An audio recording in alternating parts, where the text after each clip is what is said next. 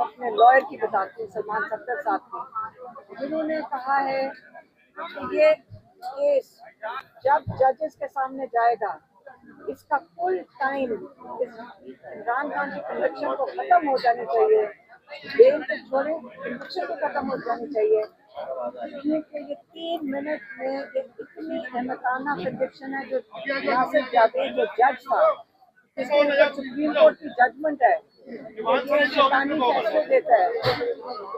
नासिर जावेद मशकूक जज के ऊपर उसे ऐसे फैसले दिए हैं कि उसकी अपनी 10 इसको याद रखेंगी और दुनिया को, पाकिस्तान को भी याद रखना चाहिए कि उसने इमरान खान के साथ क्या किया था। अब ये चीफ जस्टिस जो है, इनकी मजबूरी है कि अगर ये केस सुन लेते हैं, इमरान खान को उसी वक्त रिहा हो जाना चाहिए। कोई भी जज शर्मिंदगी में ये केस नहीं सुनना चाहता तो उसको उनको रिहा करना पड़ेगा। इसलिए हर दफा जब डेट लगती है, इन लोगों को कहीं से ऑर्डर आता है, कभी लॉयर भगा दो, कभी जज ही भगा दो।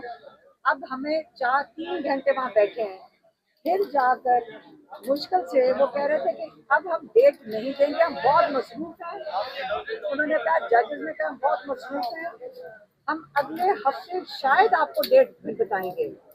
हमारी इसरार करने पे अब उन्होंने 26 तारीख की तारीख डाल दी है, जो जुमेरात बनता है, और आज से 15 दिन के बाद आपको ये समझ आ जानी चाहिए कि इमरान खान को ये रिहा नहीं करना चाहते।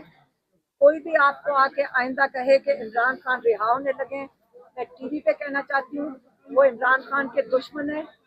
वो इमरान खान के दुश्मन है जो आगे कहते हैं कि इमरान खान रिहा हो रहा है। वो ये चाहते नहीं है कि इमरान खान जो तहरीक की कॉल देते हैं वो चले। वो चाहते, वो जान जान के आके टीवी पे बोलते हैं कि जी इमरान खान की बस खुशखबरी आने वाली है। ये सब झूठ बोल रहे हैं, ये शैतानी कर रहे हैं। इमरान खान का इनका इरादा ही नहीं है केस सुनने का, और ना इनका इरादा इमरान खान को रिहा करने का। आज आपके सामने सारे MNAs आए हैं, सारे MPs आए हैं, अली अमीन गंडापुर पेशावर से आए हैं, सारे यहाँ मौजूद हैं।